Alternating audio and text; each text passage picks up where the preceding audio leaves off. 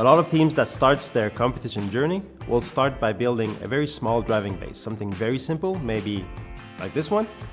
And this is really great to learn the basics about driving around, interacting with objects, following lines. But when it comes times to have a little bit more precision, well, something different is needed. So in this lesson, called Assembling Your Advanced Driving Base, we came up with something really nice to help the teams to grow their building and designing skills. Students are gonna build something bigger.